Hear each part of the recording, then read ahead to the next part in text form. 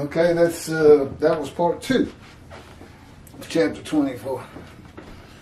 30 minutes. I'm pretty sure I don't have a watch either. I don't have anything. What was I reading?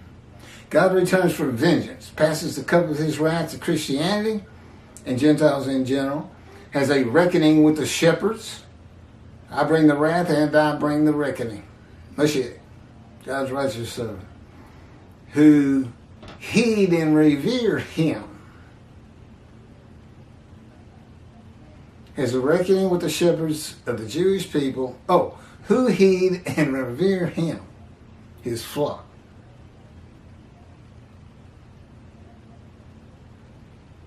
Oh, I get it. Has a reckoning with the shepherds of the Jewish people that heed and revere him, the flock. And appoints his servant and shepherd, David, that's what he calls Moshe, to tend and rule among the flock, among them. Doesn't say over them right there. Okay, last one. Jews for Judaism commentary on Isaiah 53:10. This is their 53:10. And the Lord decided to crush and afflict him if his soul would acknowledge guilt. I mean, I've gone over this. Your soul can't do anything. It's the DNA of your person. When combined with spirit, is you. But I'm going to go out on a limb and say when they say if his soul, they mean himself. I don't know if they do or not. And would acknowledge guilt.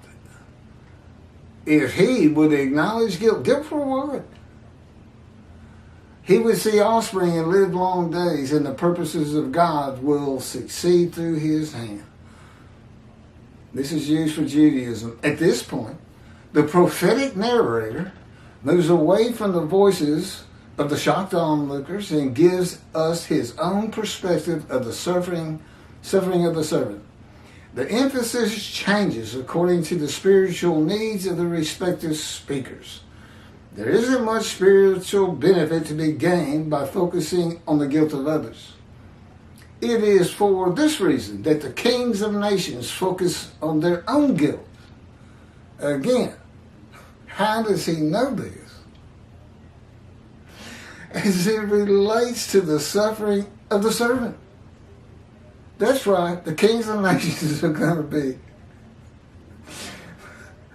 Never mind. And for the same reason, the focus shifts to the guilt of the servant when addressing the servant. After all, the audience of the prophet is the people of Israel.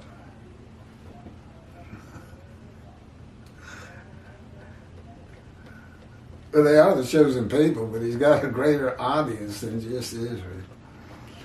The prophet tells us that this is still Jews for Judaism. The prophet tells us, that would be Isaiah in 53, that God desired to afflict the servant. The purpose, I have crushed with disease, but an affliction can be that. Afflicted by God, you can be born disfigured. It's an affliction by God. And I was. The purpose of Israel's suffering from Israel's perspectives is to refine him. That's true, just like the fire refiner. As a loving father rebukes his son, so does God put Israel through the crucible of exile. Yes, he did. Wouldn't stop sinning. In order, and of course the Christians get away with that because they say, we don't have sin anymore. Jesus, I believe in Jesus and the resurrection. They don't have to worry about it. In order for the suffering to accomplish its purpose, the servant needs to acknowledge and to recognize his own guilt. The servant. That's all Jewish people gathered together as one man in Israel. The servant needs to acknowledge his own guilt. Where is that? Where can I find that? I got to hear all Jews say they're guilty. Why? Because you can't. They're not going to, and they shouldn't have to. But of course, this is what Kravitz says. Or Michael Skolbeck. Actually, I don't know for sure. I'm pretty sure it's Kravitz. He seems to be the number one guy at Jews for Judaism.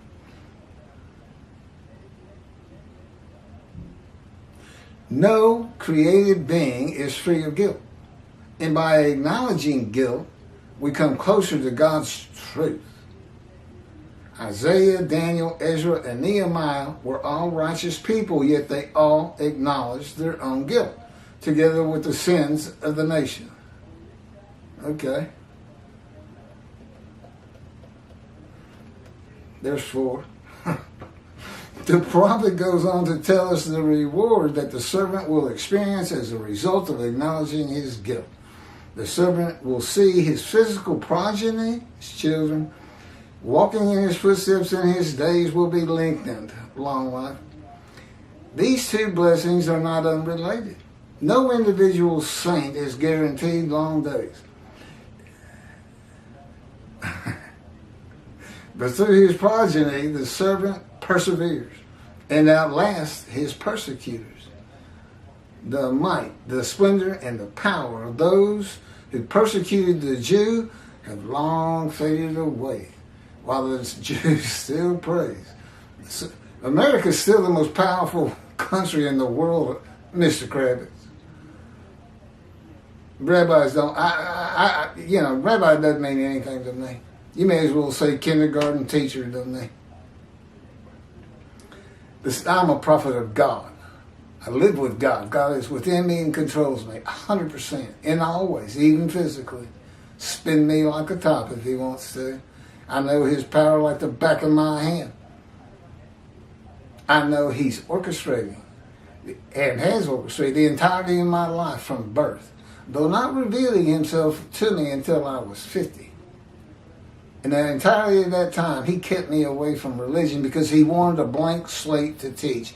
He didn't want me to have any preconceived notions. I didn't know Jesus had died for sins.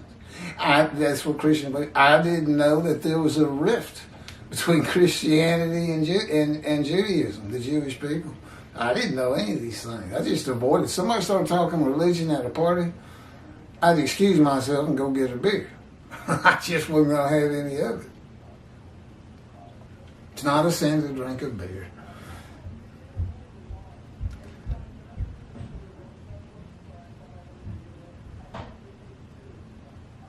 The might, the splendor, and the power of those who persecuted the Jew have long faded away. While the Jew still prays the same prayers and studies the same text with freshness and vitality. It is the same Jew that stirred the fanatical hatred of the church fathers, the Muslim crusaders, the Muslim Almohad, I don't know what any of this is, the inquisitors, the Ukrainian soldiers, blah, blah, blah, blah, blah, blah, and the Nazis. These and many like them have come and gone, but the Jew is still here. Well, that's true, and it's slaughterful. And it is from suffering. I says that all the time. Suffering makes you stronger. It's a refinement. Just like the fire refinement I've been in, with the 6 big words: punishment, wounded, maltreated, crushed, bruised, chastised. Day in and day out for 16 years. Started out pretty slow, but it has gotten beyond any belief I could have ever had what it is now.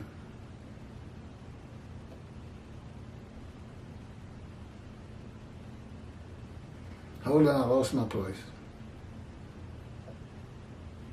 Oh, there it is. The greatest gift that God has granted his servant is the promise that God's own purpose in this world will be accomplished through him. Israel, I guess. The righteous of Israel are called God's armor bearers. God allowed them to join him in bringing his light to the world. I'm bringing reckoning and wrath, not bringing light. Don't forget the word vengeance. I see this exaltation, messianic, and it's like a world at peace. And God starts out with, this is my day. It's a day of vengeance. Well, servant,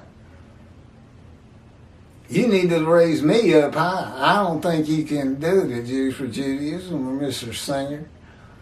I don't think you can do it. But how do you take God's wrath? You're a servant. You're supposed to do these things. God needed a boat. He had no building. Servant. God needed a temple. Got David and Solomon to do it. You know, he's not going to go. He's not going to go just. I don't know. Do bad things to the Christians. No, it's up to you. How are you going to hurt them the most? Christians. We told you in the town. He's here. We know Jews for Judaism told you saying they're wrong. It's not us. It's not Israel. We know they're wrong. And that's not prophetic. That's absolute knowledge coming from God. That will hit whether they acknowledge you saying it or not. Or they say, no, he's not. Praise Jesus. Praise Jesus. But it'll hit them in the head like a punch in the stomach. And if you give me a voice, I can make your anti-missionaries look just like little kids in kindergarten again. With the arrows God has given me. My commentary on 53:10. But the Lord chose to crush him by disease. Oh my gosh, I've done 53:10 to death. No, this is the last one. Okay. That's what you say to God. Okay. He made himself an offering for guilt. You might see offspring and have long life. And that through him the Lord's purpose might prosper. Okay, midrash form. But the Lord chose to crush him by disease. God's righteous servant will be familiar with disease and his life crushed because of disease that he is afflicted with by the hand and power of God. That, if he made himself an offering for guilt, it is an offering of oneself and soul. You know, it's you. To God for the guilt of sinning of the Jewish people in return for possibly seeing his children having long life as a covenant. The offering is only a test of his devotion to God, as was the binding of Isaac. When the test of devotion is set before the righteous servant, the new covenant has already arrived. Because if God's testimony, the angel of the covenant that you desire, which is sin forgiveness from Jeremiah 31, I'm pretty sure, is already here. That's why he leaves early. It's really for Jesus, not so much for my test of devotion, which is pretty easy. I've been told I was going to die. I was going to do anything to not die. Might get a long life, huh? You're going to make it tough on me. Okay, I'll do it. I'll offer myself for good. What happens? You go through my fire of refinement, then you make the many righteous with your knowledge that I'm going to teach you during the fire. I said, okay. Then I find out the next week, he tells me, you know, your pain does not mean anything to me. And he hadn't really started hurting me yet. I was like, huh, okay. I didn't know. He didn't really explain the fire to me. I didn't get the 6 big words. Wounding, crushing, bruising, etc.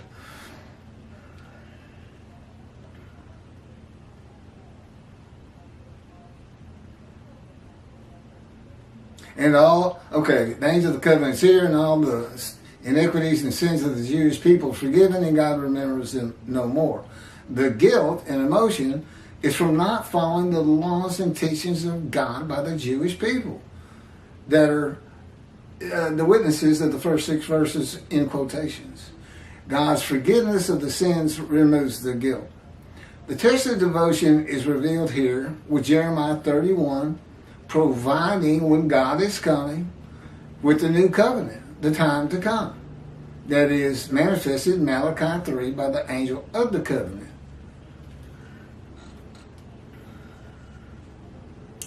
The God of There are only 2 covenants that have not been delivered. The new covenant for a time to come in Jeremiah with sin forgiveness, and the covenant of friendship. The covenant of friendship comes with the shepherd, servant, and anointed one of God, who he calls David. The angel of the covenant must be the angel of the new covenant. The phrase, he is already coming, means he arrives before God, who comes to covenant with a Gentile. I've covered that. Before he returns to his temple, he must have a visible representation to speak and write his words as Moses did to have the temple rebuilt for its return. Without Moses, how did you get your first covenant? Because God only talks to one man at a time for the most part. He did a little bit with Aaron, but even he says it was a lot different. God gave him to Moses. Moses gave him the words to say, and God just used his power more than anything, so that Aaron would deliver them when and the way God wanted them delivered. So he wasn't. I don't think he was talking directly to Aaron. God has to speak to the man and tell him that it was God that afflicted him with disease and crushed his life. Yes, you have to know. It must be a life-threatening disease, for God tells him that he might receive long life after choosing to crush him with disease. And in verse 12, he is exposed to death. God also has to prepare him to be a prophet, as he did Ezekiel. Forehead brazen, hard as adamant. In other words, able to take on all the Jews are going to throw at me who don't believe a word I say. And I suspect there's going to be some really bad words in there. God has to prepare him, as he did Ezekiel, in the fire of refinement, in the hand of God by his words and power, while teaching him the scripture to make the many righteous by his knowledge. God is not asking the man to give up his life as a sacrifice. That would be against his teachings to the Israelites through his prophet, not to sacrifice their children. And the purpose of the man offering himself for guilt is to receive long life. And I have. Again, find somebody else with my story. Stage 4 lung cancer, untreatable, a month to live. Never seen a doctor again when the planes hit New York 22 years ago. I even became a triathlete. I've never had any effects of lung cancer. Recently got some x-rays again. They showed me my x-rays when they told me I had stage 4 lung cancer. And it's just white spots all over my lungs. Well, got to make sure. I looked at some x-rays here not too long ago. And there's nothing there. God said, I told you I removed it. I said, well, I kind of figured. I never really suffered from it. The colon cancer beat me down to nothing. But really nothing from lung cancer. No shortness of breath, no coughing, or whatever else the poor souls go through.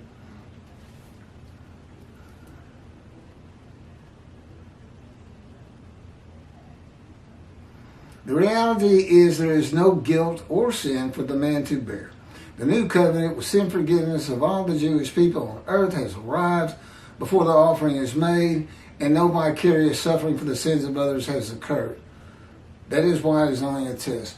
Okay, this is really primarily for the Christians, and to show that at the time why Jesus left out describing Elijah with Malachi 3, he leaves out the angel of the covenant that you desire. Okay, because that means if his cousin is Elijah, who is the messenger, and receives the covenant from the angel, that means there are no sins by the Jewish people. And Jesus did not teach that, did he? No, he changed the carrier and made up something. I'm going to be crucified. Scourged and crucified, made it up. He's supposed to go in there and defeat Rome. I guess he gave that ghost up too, didn't he? Just like on the cross, Father, Father, why'd you forsake me? He knows he's about to die. But he knows 53, and he thinks he's 53, thinks he's the righteous servant, as do 2 billion Christians. And he finds out on the cross he's not going to get long life. Father, Father, why have you forsaken me? What else can it mean? That's my interpretation. And then he gave up the ghost and he died. Like I said, I was in the back of an ambulance for 8 hours. That's just one day of my suffering. with a bullet hole through my abdomen, piercing my bladder, colon, and intestines, one side to the other, at an angle. And I was bleeding out. I'm in the back of an ambulance, and I'm getting weak, and I want to go to sleep. Have you ever tried to fight? When you're really sleepy, it is difficult. I mean, it's almost painful that you don't go to sleep. I had to stay awake for 8 hours, and I did not give up the ghost.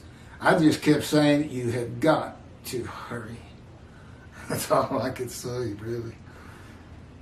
God knew this before the covenant with the man, a covenant that if he makes himself an offering for guilt, God might not let him die of the disease. A test of devotion, trusting that God will not let him die. I know it's not a really severe test, but it's really pointing more towards Jesus. God had Isaiah write Isaiah 53 just as he had Moses wrote the Torah at his command and direction. The multiple purposes of how Isaiah 53 is written were no more possible for Isaiah to know than Moses could know the multiple purposes of the Torah and the 1613 laws of God for the Jewish people derived from his books. Isaiah 53 was written with the knowledge of God that the Gentiles would take the book of the children of the book and call it their own. That they would do it based on the animal sacrificial atonement worship laws of the Torah. And I believe he knew at least one Jewish person would do that. And of course we know that's Tobias Singer. He stands by himself on that one, by the way. You don't hear Jews for Judaism saying that. The primary purpose of verse 10 is not the test of devotion. It is to make certain that the animal sacrificial atonement worship laws of the Torah cannot be used for the man described. That's what the Christians, he is the man in 53. Really? It's written so you're written out of it. The man is afflicted by God. He's disfigured. Lame, blind, something. I'm disfigured at birth. He's crushed with disease. You can't offer an animal for sin forgiveness in Leviticus for a blemished animal. Jesus unblemished. Me blemished. I can fit it, and I do. I am the righteous servant Moshiach, but Jesus can't be. Plus, he's not a Gentile. God comes from Adam, and of the Jewish people, none are with him. But he's got his guy, Moshiach, who he appoints with the reckoning to be the only teacher he recognizes. So he's with him. His righteous servant, Moshiach. Moshiach is with him, coming from Adam. That would be coming from Texas to Israel.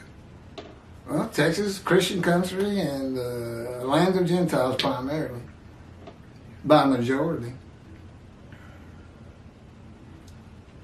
It is the only reason God would crush a man with disease to make him be his servant. You cannot offer an animal with defect, an animal that is blemished, so God blemishes the man. No man would refuse God, and God does not need a man's permission to make him a servant. He is God. In the book of Ezekiel, God seized him. He didn't make a covenant with him or anything. He made him suitable for the purpose of being a prophet to the Assyrian Babylon exile in God's fire of refinement, pending to the, made him stay in his house, removed him from society, pinned him to the ground for over a year. That's it. Whew. Done with 53. Next up, chapter 25. Again, redoing all of the book, because the other videos have been reposted too many times. If you see a really bad one, I explained how to find the ones that are coming from this book now. I'm still reposting the old ones. And every time, it takes about 4 to 8 hours to get this memory card downloaded or uploaded. I don't know. Fresh from the camera. It doesn't take that long with the ones I posted before. I don't know why that is. It's the resurrection of the dead. See, the whole book is not about 53. I mean, that's its primary purpose. In the day of the Lord, we're going to talk about the resurrection of the dead. 25. Thank you for watching.